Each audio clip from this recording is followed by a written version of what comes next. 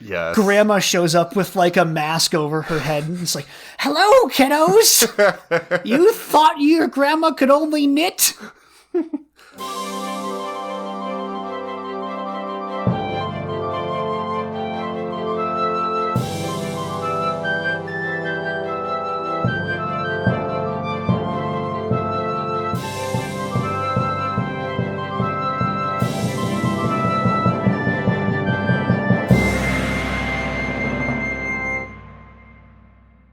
Hey. Hello. Welcome to the Tabletop Travel Guide, the podcast where we explore fictional worlds and civilizations right from the comfort of our own table. Mm-hmm. I'm Tyler. I've been playing TTRPGs for over 10 years, and I'm currently playing in 2 Pathfinder campaigns and GMing a 3rd Pathfinder campaign. Yep, and I'm Ryan. I've also been playing TTRPGs 10 plus years, GMing a Pathfinder 2e campaign, and I'm playing in a Starfinder campaign simultaneously. So last episode, we talked about the rise of the nation of Taldor and left off basically at the top of the roller coaster when the country was still at its apex. Yes, so this is the part where we put our hands up and we scream for the steady decline. If you haven't listened to that episode yet, you'll probably want to do that before listening to this one. Go ahead, we'll wait. Hey, welcome back. Hope you enjoyed the episode. So before we dive into part 2 of our Taldor series, we're actually going to start with our new segment called Tyler and Ryan Fix the Things We Mispronounced Last Episode. Yeah, so the 2 engineering majors aren't so good at pronouncing things to the surprise of nobody. So go ahead and talk about the things that we mispronounced. Okay, our 2 topics for today. First, the country that got obliterated by Starfall, and the people who our friend of the pod Aridin eventually descended from. The country of Aslant. And the people of who are Aslanti. Aslant and the Aslanti people. Second, we kept calling the people of Taldor Taldoran. So it turns out it's actually Taldan. Yeah. Which is also the language spoken in Taldor, and fun fact, is synonymous with common in the continent of Avestan. Yes, if you are speaking Taldan, you are speaking common. Yes. Absolutely.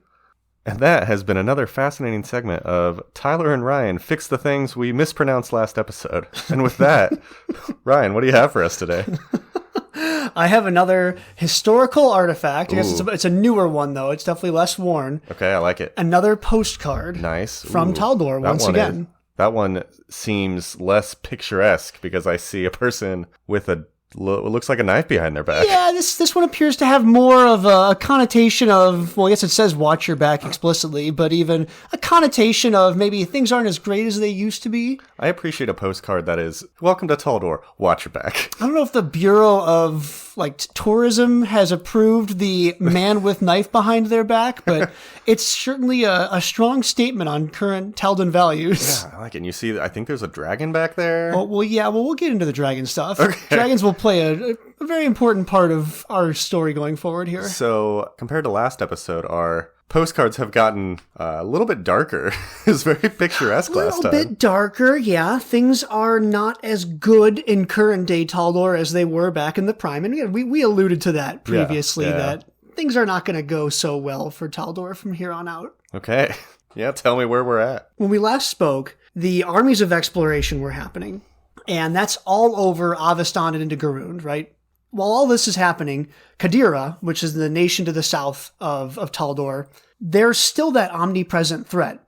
And the last little piece of good news is Qadiran internal politics actually ends up signing a peace with the current Taldan Grand Prince. Nice. Yeah, the Cold War that was occurring is functionally over. And even though Taldor has experienced this devastating defeat in the most recent Army of Exploration, if you are a citizen of Taldor, you might be thinking, yeah, okay, we lost a battle, but we've lost battles before. Like, we fought the orcs and it didn't work. Well, and also, that's in another country, right? For the day-to-day Taldor people, right? They're probably not noticing any sort of, maybe a little bit of hit of morale, but not like, they're not getting invaded. Correct, yes. There are no foreign invaders at the doors. Bad things aren't really happening inside of Taldor. Except... There's always a but. Except bad things are going to start happening inside of Taldor. Okay. So the first kind of bad thing that happens is in 2133 AR. This is the 7th Army of Exploration. They didn't want to end on a low note. Correct. They wanted to go back out there. They didn't want to say, we lost in the south, but we can get that mojo back. There you go. Except all they do is walk into their own province and they destroy more of the Kelid tribes. The thing we talked about that started in the 4th Army of Exploration. Oh. They finish that business.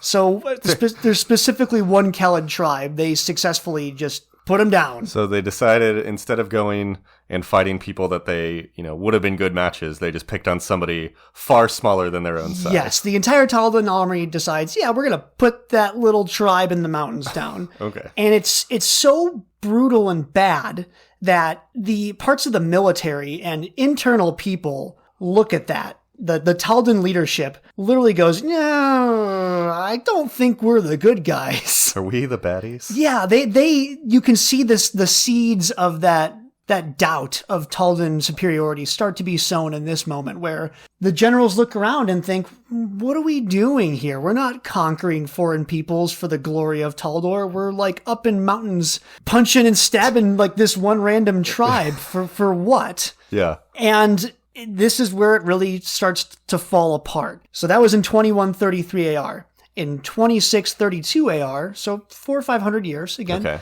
Yeah. Yeah, Taldor is still a huge nation. The elves return. Oh. Yes. So the previously conquered province of Keonan, which was pretty much empty, all of a sudden a whole bunch of elves show up at a portal and just explode outward from inside the nation, or inside this province. This is, at this point, the elves come back when they left from Earthfall. Yes, so the group of elves that were in Keonan before Earthfall, they hop back in the portal, or the teleporter, or whatever mechanism they used to get out, and they show up back, and they look around and go, all these humans have explored our territory. These humans weren't here when we left. What's a human? Yeah. Let's kick them out of our lands. And the Taldor armies, which are spread all across the huge periphery of the empire, don't have this huge concentrated force in what they thought was very friendly, farmy territory. Yeah. And the Keonan elves just completely wipe the floor. Taldor loses control of Keonan, and they will never get it back. They lose that entire province in the blink of an eye. Yeah. 5-10 years, which is, again, small scale, all things considered. Yeah, this was, a couple hundred years after the Army of Exploration, so I imagine they didn't expect the fight to come to them from inside the building. Yes, things were very quiet, and then all of a sudden, in the broom closet, surprise! And then it just, I'm going to keep saying this, but it keeps going down. So from 2632 to 2742, this might be a little too prescient, a devastating respiratory disease sweeps through Taldor called the Choking Death. That's topical. Yeah, it's a little too topical, possibly. It originates off in the Far East, so there's not a hard origin for this disease, but it just blows through the Empire, and they don't have any real defense against this disease. You can't stab a disease. The one thing that Taldor is really good, you can't form an army of exploration to fight a respiratory illness. And they just lose a whole bunch of their population. It's not a death blow, but a nation that already kind of had an injured sense of itself now also has a huge labor shortage. Well, and it's so it's not a natural disaster on the scale of the Tarrasque, but it's still not. Correct. Okay. And speaking of natural disasters, only 200 years later in 2920 AR, Taldor and Qadira are both hit by a bunch of massive earthquakes. Oh. And they all seem to conveniently land in their city centers. So multiple urban centers throughout Taldor and Qadira are just devastated. Oh. The capital of Opara is completely ruined for portions of it. Yeah. Some of the capital of Qadira is also hit really, really hard. Tens of thousands are killed. Oh my gosh. There's already a population shortage, and the solution in this case is, well, let's just bury all the rubble and build as quickly as we can. Okay. So you said they happen to be in city centers. Were they planned? Were they natural? So there's no. This is not formally acknowledged. Okay. I think this is one of those things that Paizo kind of throws out there as a maybe for GM. Okay. GM kind of fiat. But with all the population shortage and just the inability to repair correctly, the Taldor solution is, well, let's just kind of bury all the rubble and build some temporary structures. Just stamp it down. Yeah. And so that's fair. Before we had these golden roofed structures Yeah. and the beautiful white marble. Now we're getting back toward that more medieval style of architecture where it's wood buildings and maybe normal stone instead of white marble. And we're just stacking things and trying to quickly repair these. And this is still, you said it's 2900, which Yes. is still almost 2,000 years prior to present day, right? Yes. Okay. Yes. This is still 2,000 years. 2,000 years ago. Correct. Okay. And what this results in, under most Taldon and some Khadiran cities, there are these large infrastructures of catacombs and destroyed buildings Yeah. that are just constantly infested with monsters and organized crime and all kinds of bad things that you wouldn't want under your city centers. Yeah. And it just enables all of these malcontents and these evil creatures and all these criminal organizations to establish their permanent bases of operation. Yeah, you basically have a city under a city. Yes, which is obviously very bad for like going forward, Yeah. for building that trust and building back toward that golden age of empire. You just have like the open wound under all of your city centers. And you kind of alluded to it. Was it a natural disaster? Was it an act of God? Was it some kind of conspiracy? The Taldon nobles are right with you, Tyler. They are right there with what you're thinking. Conspiracy. So the Taldon nobles think, oh, well, obviously the Khadirans are out to get us. They are the ones that orchestrated this giant national disaster, and they false flagged themselves Oh, God. to prevent the Taldans from thinking they did it. Yeah, of course. And this, again, another kind of wound that starts to fester. Yeah. So the nobles now, where before that they were all on like the same track. We're all going to help along these armies of exploration. We're all going to fight for the glory of Taldor. Now they're not so united. They think their government's lying to them. They think the people are lying to them. They think they're lying to each other. Oh, my gosh. This episode's getting a little too close to home. You know, it's all, history never repeats. History always rhymes a little bit. Yeah. So we're hearing some little bit of rhymes. What will come of all this is there will be a noble conspiracy called the White Wardens from all of this. Okay. And the White Wardens, they think the Khadirans have made an alliance with Rovagug. Yeah. And they're trying to bring the, what's it called? Apocalypse Engine. Oh, the Tarask. They're trying to bring the Tarask back. And on. like, this is Yeah. this is chaos incarnate. Okay. So, quick aside, he came up last episode, and I don't think we really explained who he was. So, Rovagug. In the first episode, you might remember, we talked about how this planet, Golarion, has a prison at the center of it, and a deity exists that is currently stuck in that prison.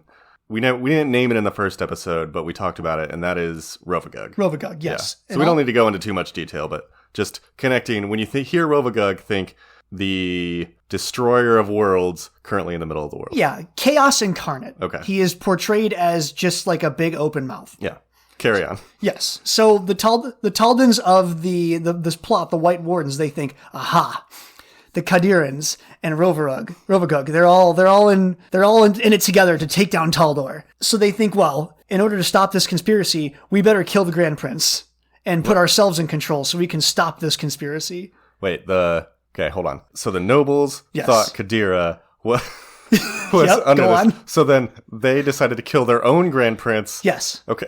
Yes. The only way to stop the evil from outside the country is to kill your own leader so you can then stop the... Yes. What could Perfect. Great planning. And it doesn't work. Okay. The Grand Prince sniffs it out, Yeah. puts some of them to death, imprisons others. The White Warden conspiracy itself is destroyed and defeated. Okay. But again, you're going to keep hearing like they never get all the White Wardens, and it's just this festering boil of now there's some nobles out there who think the main government it's more of a conspiracy. Yeah. And it just gets worse and worse and kind of spirals. yep, it just builds and builds and builds. And 3660, another noble conspiracy is happening. So about, what, 700 years after? Correct. Okay. Correct. I mean, they made it a while before the conspiracy. Well, I mean, I'm sure it wasn't, they weren't just sitting around for a while. They certainly weren't sitting around. So this conspiracy, oh man, they don't have a name, but they found this thing called the Orb of Dragonkind. Cool. And it's not quite clear what they were going to do with the Orb of Dragonkind, but while they are experimenting with the Orb of Dragonkind, it makes every single metallic dragon in Taldor go insane. Okay, so quick primer on dragon, and then it's the metallic dragons. Yes, so let's very, very briefly. Metallic dragons, bronze, brass, copper, gold, silver are your quote-unquote good dragons. Good dragons, and thumbs then up. Your chromatic dragons, black, blue, green, red, and white, are your bad dragons. Okay, so this orb basically turned all of the good dragons insane. Yes, so all the ones that were living in Taldor and were generally helping Taldor, Yeah. all those metallic dragons go insane. Oh. And so for the next 12 years, it's called the Draconic Plague, or the Dragon Plague. And all these metallic dragons just start running around, burning down cities, attacking commoners, and killing people left and right. Oh. So Taldor looks at the situation and goes, well, we have this orb of dragonkind. We can't turn it off. Like, they try, and it doesn't work. So all the dragons are basically permanently insane now. So Taldor really does the only thing that Taldor can do. No. They put out a general order to go dragon slaying. Oh, gosh. And the Taldan military, like, kind of circles the wagons and kills the vast majority of metallic dragons in their own borders. Oh boy. Okay. Which, weird side note, a lot of Taldans will, like, look back on their family heritage now, and they're like, yes, my great-great-grandfather was a dragon slayer, leaving out the portion. The fact that's like, that dragon beforehand was my ally's neighbor. Yeah, that was a gold dragon whose only job was to guard your border. But yeah, sure, you're a dragon slayer My ancestor killed his neighbor Dave. Yes. But he was a dragon slayer. Yes. And then all the chromatic dragons are like, whoa, this is so cool. Free land. So all the chromatic... free real estate. That's free real estate, baby. So all the chromatic dragons now move in. Oh, no. And again, we're not going to talk too much about chromatic dragons, but they're more likely looking for... They want tribute, they want sacrifices, they want some other bad stuff. So where before you might have had this gold dragon or the silver dragon living nearby, who was really, really nice, they might even turn into like a human and come like to market and just chill with you. Now you have this red dragon who took over the same house, shows up every 6 months and goes, hello, I'm here for 1,000 gold and 2 sacrifices, please. Okay. Not going great. So you would think, all right, it's time to step it up. We're going to push the chromatic dragons out, right? Yeah. Not right. We're going to ignore that problem. So, this is fine. We just live with chromatic dragons This now. is our life. It's the dog in the fire. This is fine. This is fine, looking around. Instead, 3754, we're going to embark on the largest military campaign in Taldan history, which has nothing to do with the dragons. Okay. We're going to go over to Last Wall. So there's this guy, this lich, called Tar-Baphon. He's been up and down a couple times. So, wait, explain what a lich is. It is a really, really powerful wizard who found a way to make himself eternally undead. Kind of like a really smart wizard zombie. Perfect. Wizard zombie. Yes. Immortal. Immortal wizard zombie. Cool. So Tar-Baphon's been in and out. If you could probably do a whole episode on just following the life and times of Tar-Baphon. But he comes back again. And this time he goes, remember our orc friends? Yeah. Over in the Hold Belkzen? Yeah. He goes, hey, you know those guys who came exploring a while ago? Oh, no. Why don't you join me and let's go kick their butts? Oh, the enemy of my enemy is my friend. Yeah. So he convinces all the orcs who want to go a-fighting to come back through and just go raiding all through Taldor. And it's a win-win for Tar-Baphon because when the orcs come through as living orcs, it's a powerful orc army. And then when they die in battle, he just shows up and raises them as zombie orcs. And they continue to be an army. And Taldor says, look, we have so many problems right now, but this is clearly a priority. Yeah. So the next 150 years is called the Shining Crusade. Okay. And this is, again, the largest military endeavor in Taldan history. They unite the nations. This is the closest Taldor is going to be to the UN. They go to the south, they go to the north, the east, the west, and they go, no matter what our differences, this dude is straight up evil. Yeah. And we can all agree that he needs to be stopped. Yeah. And they build a coalition. They successfully put the army together. So we have General Arnesant. General Arnesant founds the Knights of Ozum, which will come back later in the story. We have the first appearance of Iomedae on the world stage, who will eventually become a god. Nice. Yeah, they succeed. It takes them 150 years and lots of casualties, but they push Tar-Baphon. They don't kill him. They imprison him, and they win this war. Nice. They put him in a cell. They literally establish a country around his prison called Last Wall. Okay. And it's the former Taldor province. So Taldor has now lost two provinces. They lost one to the elves, and they've kind of chunked their own province off and said, you know what? This is so important. You guys deal with that. You're known. Yeah, it's like a spin-off. Yeah. You're going to spin off, and your whole job is now only to protect that prison. Okay. So maybe things are looking up a little bit. We lost Last Wall. The parts that Tar-Baphon really established in Ustalav, those are quasi-independent. Taldor can't project power, but it's sort of kind of still their land. Yeah. We gotta take a breath, put it all back together. Remember Qadira? Yeah. Our good friend Qadira. Always back. Our good friend Qadira, back in the south. Oh, jeez. So Qadira thinks, whoa, Taldor is overextended after this 150-year campaign. Time to invade and just dig the knife in a little bit. Oh, Taldor.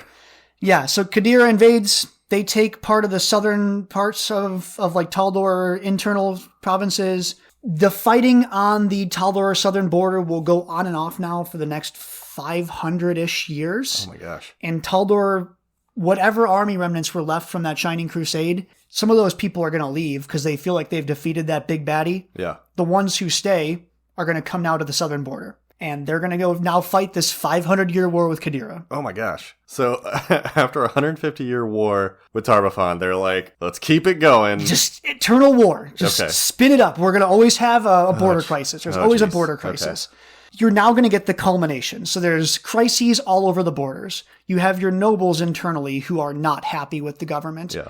In 4081 AR, the province of Cheliax, specifically the leader of Cheliax, aspects the even-tongued. He and his people are sick and tired of paying for all these foreign campaigns. We fought a lich, we're fighting the Qadirans, we're fighting the elves.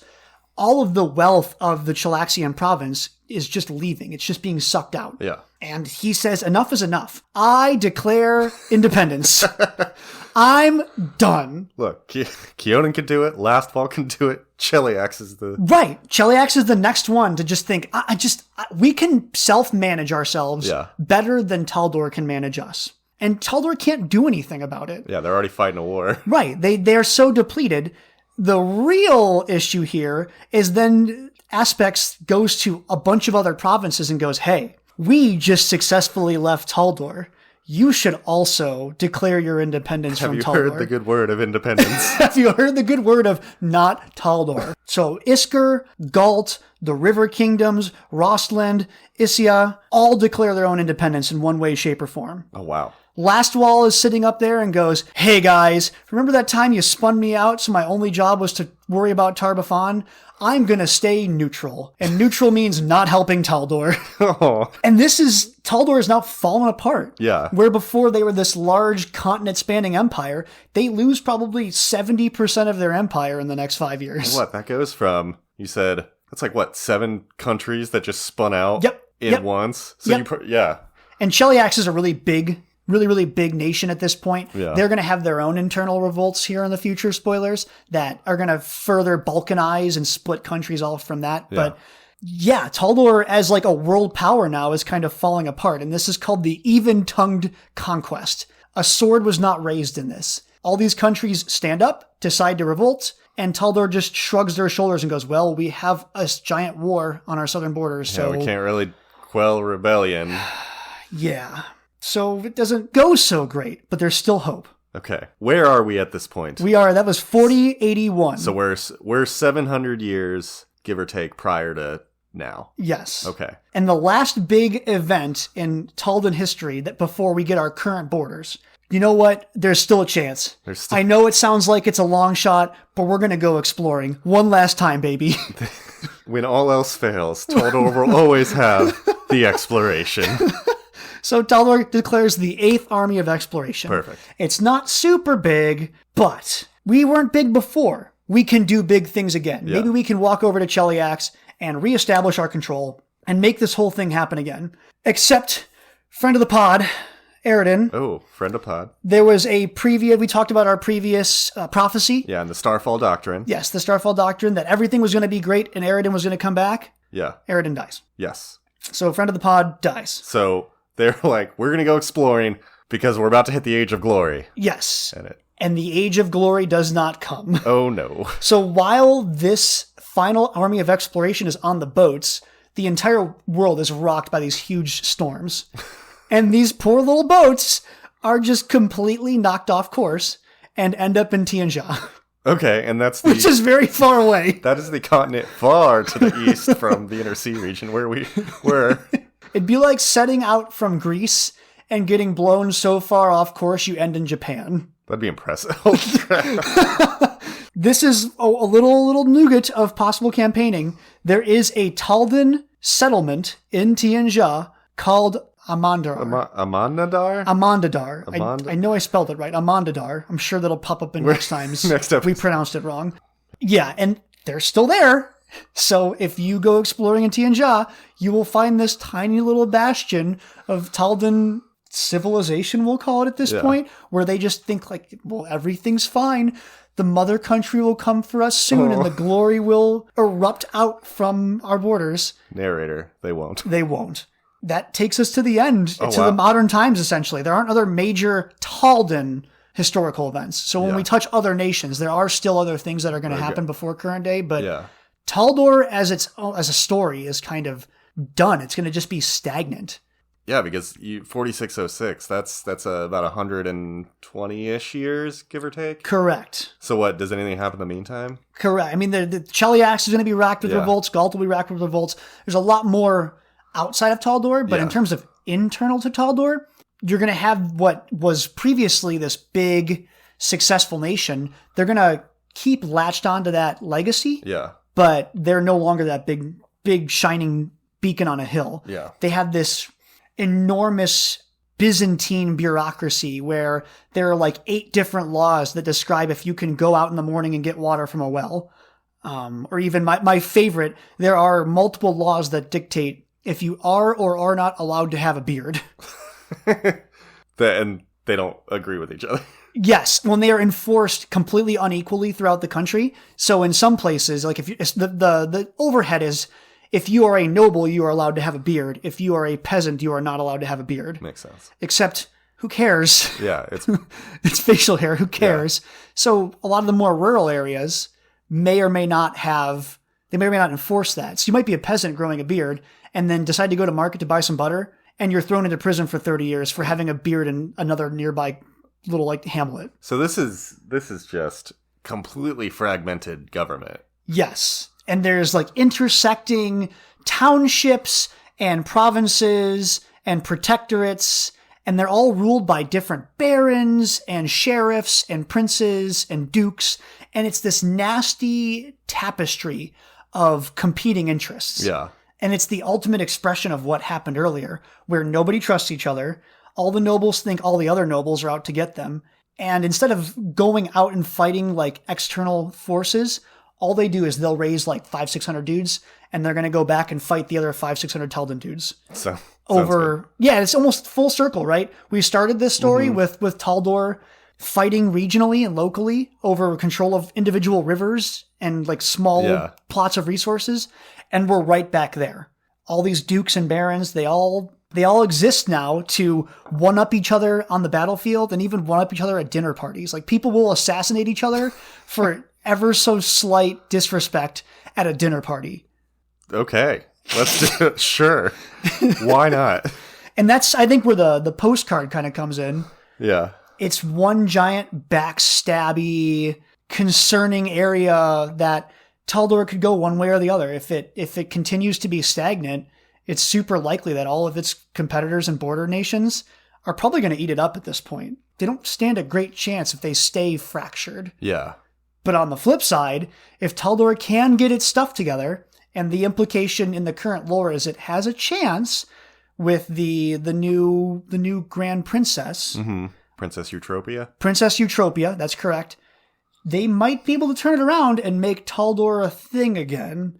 Okay, so as of present day, like, starting a tiny nugget of hope. Yes, there's a small nougat, the nougat in the center of the story that Taldor might be able to dig themselves out of it, but it's going to take an enormous exponential amount of energy to get back over the hump Yeah. and start getting back to where they were in the past. And Man, that is that's Taldor. That's a wild ride.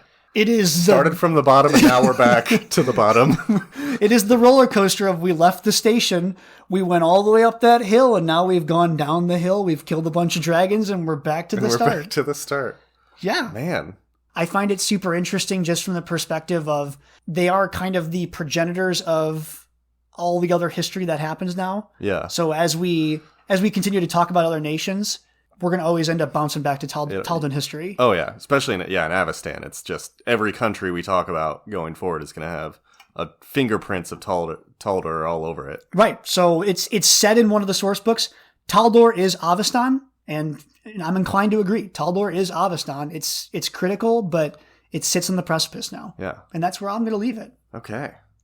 Well, thank you, Ryan. That was a great story. Very epic, and came back down, and now we're here. Yeah. So, perfect. We'll take a break, and then when we come back, we'll talk about a campaign that could happen and a character that could be currently living there. Oh, let's go. I'm excited. We'll be right back. Hey, welcome back to the Tabletop Travel Guide. We are back. We are back. And now it is the segment where I will talk about a campaign idea and we will fit Ryan's character into it in some form. I'm less confident for this one. I am also less confident for this one. Let's try it. All right, let's go. Okay. So I knew going into this that I would have to make a political intrigue campaign. Yep. The problem is I suck at political intrigue. We're in a campaign right now that you are running that was told basically political intrigue, and all our party has done is just killed a bunch of people to get what we want, and then talked a little bit. I mean, what do you expect when two barbarians show up to the political intrigue That's party? true. You never bring barbarians to a political intrigue party. Anyway, all that to be said, I am generally not great. I like the idea of it. I am just not smart enough to be a political powerhouse when it comes to in-campaign and role-playing. Okay. But for this, I'm still going to do a political intrigue campaign, because dang it, I got to stick to what Taldor is good at. We're going to try it. And I'm going to add a twist that I can kind of ground to. So, like in the last campaign, I always kind of pull inspiration from other media and then kind of turn it into D&D. Sure. So my inspiration for this campaign is... there's a book series called The Stormlight Archive by Brandon Sanderson. Okay. I know the author. Yeah. So he writes tons of books, but one of his characters in The Stormlight Archive in his first book, Shallan, is part of a family. Okay. And she has brothers. And this family was once very wealthy and noble and all this stuff. But their father died, and it turns out he had a ton of debts. And then their main source, there's an artifact they had that basically broke. Okay. And so that's how they made their money, and it broke. And so now they're on the verge of bankruptcy. Oh, the artifact was their revenue stream? Yeah, okay. it was basically an artifact that can create stuff. Okay. And so they lost that. And so they are now trying to figure out, A, how do we get our money back? We owe a lot of people. And B, how do we make it seem like we're still noble? Sure. Well, and they need to because people will ask questions and they're like, well, everything's fine. It's fine. Right. And the that's always the immortal question for nobles is I owe money to a lot of people. Yeah. How do I make this better? Yeah. Basically in the book, the plan is, hey, we're going to go steal a similar artifact. So these things are not one of a kind. Sure. We're going to go steal another one, bring it back home. Everything will be fine. We'll make money back, whatever. Okay. So pivoting into how I'm going to play that for our campaign. And again, this is kind of a challenge to you because the party will all be siblings in a noble family. Ooh, interesting. Okay. Yeah, that was once super rich in a Taldan family. Super rich, probably they might have had a good time back in the Shining Crusade or their ancestors. Yeah. They might have had they might have been one of the families that we talked about in the campaign for last episode they just had a long legacy. But for whatever reason, they're broke now. Whether it's the infighting, whether they assassinated the wrong person, whatever. They are now on hard times. And so have to both make money back in some form and hide the fact that they are broke. Oh my gosh, yes. It's a constant weekend at Bernie's of no, I'm not broke. Are you broke? Yeah. So how I would set this campaign up, I would segment it into months. And so Pathfinder as a system has different modes of play. So you have you have encounter mode where you're in a battle, you're stabbing people, like tactics mode where you're going over seconds. Yes. And then you have exploration mode, which you might be exploring a dungeon and taking like tens of minutes. Yes. And then they have downtime mode where it could be anything from days, it could be months, it can be years. Yep. And so this would really kind of lean into the downtime mode where you basically have a month. And within that month, you have certain choices you have to make, whether you go out adventuring, whether you open a bar, whether you do whatever. Basically, you need to make money. Mm-hmm. But also, while making money, you need to build alliances. And also, while building those alliances, you need to lie to those alliances to make sure that they don't realize that you are broke. Oh my gosh, being the party face in this would be so much fun. Yeah, and so at the end of every month, you have a noble ball. Ooh. And so they can be kind of a, like, check-in. You see all the noble families. You all have to go and you have to save face and you have to show up and be like, yes, everything is fine at the noble household. And didn't you wear that dress last month? Right. No, I definitely didn't wear this dress last month. Someone give me a new dress. Yeah, you might have to think about that. Like, what do I do? So as you go month to month, you're like trying to get back money to pay debtors. You're maybe like, there's a lot of choices you're making, but with the goal of, we need to get back to our nobility. Basically, we need to be rich again. All in all, the political intrigue is, we don't got money, we need money. So this is not a world-spanning, we're going to save the planet scenario. No, this is our family needs money. I need a new horse. I need spending money, and we need to figure out how to get this. Well, Timmy, I know that you're only 7, but it's time for you to earn your keep. You need to go out adventuring. So go kill an orc, kiddo. Yeah, so where, some campaigns are like, we are doing missions for the good of the people. We're sacrificing ourselves for the good of the world. This family is a bunch of people who are like, we are going out into dungeon just to make money. And we need money.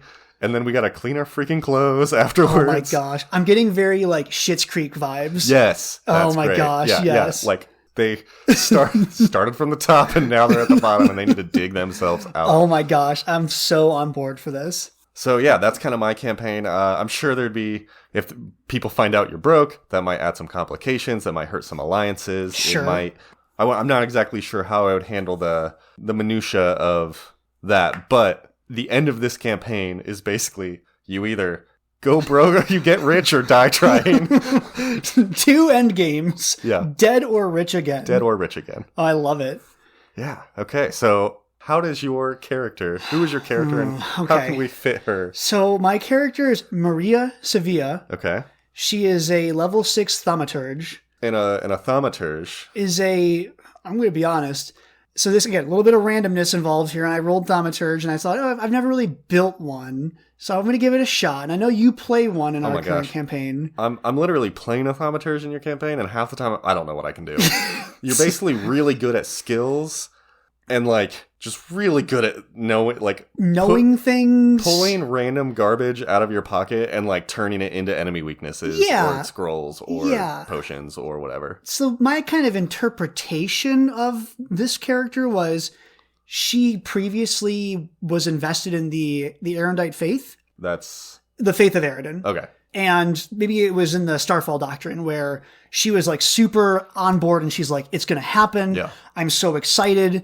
And then it all falls apart, right? Yeah. And it doesn't happen. And so then she kind of spends her formative years seeing Taldor, like, finally fall from grace. Yeah. And where she had all these optimistic ideals as, like, a young noblewoman who's like, oh my gosh, I'm going to be, like, one of the rulers of the largest empire in human history, is now like, this sucks. This empire sucks. This is awful. Again, the thaumaturge side, I was like, maybe she's like traveling. She's almost like always at like the most inopportune point in her travels, where like she's in Cheliax as Cheliax leaves. Yeah. And so she has like a trinket that is from Cheliax leaving, and then she's like, well, I'll go to my summer home in Galt. And then Galt leaves. Yeah. And so she's like, if you were to go into her house, she might have like bookcases full of just, oh yes, this is from my travels in Lastwall, when it was also in a thing that I was going to maybe be a ruler over. So is this she's not human if she's, or Is she I had human? her spec'd as a human. Okay. It might make more sense for her to be like half elf. Yeah. I'm not sure the timeline, but okay. Yeah, and I Regardless. think you can slot her in Yeah, somewhere and bring those boundaries in more in line. So I think the way that I would integrate her, though, is she might be your like long lost aunt who went off and maybe wasn't the most respectable noble blood. Yeah. Like everything started happening and she disappeared for a few years. And now she's come back to the family and she maybe has a little bit more knowledge and some better perspective on current events than the rest of the party members. Yeah. Or maybe as a party member has a better, more worldly understanding of like, I know we want to get our money back, but like things happen. Yeah. So she's kind of she could almost be a voice of wisdom among the party who's just like, I want my yacht. Yes. Well, I know yachts are great, kiddo, but maybe we should settle on a sailboat first before we go for the yacht. Yeah, of course. So, I think that's probably where I slot her in. Nice. I definitely was thinking of like sort of crazy grandma vibes when I was envisioning her. So she would still be worldly, but then she'd have these moments. So I have her as a longbow wielder. Okay. Where she can kind of turn it on and it's like, well, grandma's not as good as she used to be, but she can still kill an orc. She can still shoot a noble from 50 feet away. Right at the eye.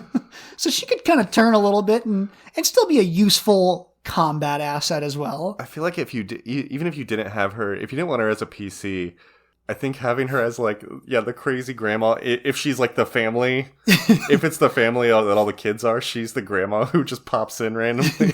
It's like grandma, dad, and then all the kids, and the kids are trying to bring money back to this house, and she's just like, hello, kiddos. And I do love the idea of like introducing her. If she's going to be an NPC, you introduce her as like, oh, well, that's Grandma Maria. And she's like in a corner, just like knitting or something very inoffensive. And then something occurs where like the house is attacked or maybe the party needs like bailed out of their first. That's perfect. The first time the party like messes something up and they need to be bailed out. Yes. Grandma shows up with like a mask over her head and it's like, hello, kiddos. You thought your grandma could only knit? Oh, I love that. I can knit with a bow arrow from 200 feet away. Oh my gosh. Okay. I think she would fit in very well as an NPC. Yeah. And again, I don't know how to play a thaumaturge, so. Yeah, they are super fun, but also there's so many things I need to keep track of. I need to, like roll knowledge. I can do that very well. So we have the noble family with Grandma Maria. I like it. Hanging out, helping the kiddos. Helping the kiddos, try to get their money back. Get the family fortune back. Nice. Perfect. That kind of fits our general Taldor theme, and I think that's pretty good. Man, I like it. Now that we've caught up to present-day Taldor, it's time to give the Tabletop Travel Guide official rating. Yep. If we are to go there now. Yep. So, Ryan, on a scale of 1 to 5 backstabs, backstabs is our yard marker for today. Yep. What would you give Taldor as a vacation spot? I think current day Taldor is still probably like 3.5 out of 5 backstabs. Okay. Maybe even 4 out of 5 backstabs. 4 out of 5 backstabs. Yeah, I think as for all its faults, even though it's no longer at its former glory, I still think like as a tourist, we could probably show up, like have a week. We'd probably get like pickpocketed. we would maybe get robbed. But like as a whole, I think we'd still have like an enjoyable experience if we went to Opara current day. So I'd say if we had Taldor Prime at 4 out of 5 explorations, I'd probably say maybe 3. 3 out of 5 backstabs. 3 out of 5 backstabs. Okay, still not. That's still above average, kind of like we'll in see. the scheme of things. As we go forward, we might adjust these ratings because they're obviously with how scientific they are, we can change them. Sure. But cool. Okay, so now that we've talked through basically most influential country in Avestan, I think like we said earlier, we'll see the fingerprints of Taldor all over as we go forward. Yes. But that will be a story for another episode. Yes. So until then, happy travels, everybody. Safe travels, guys.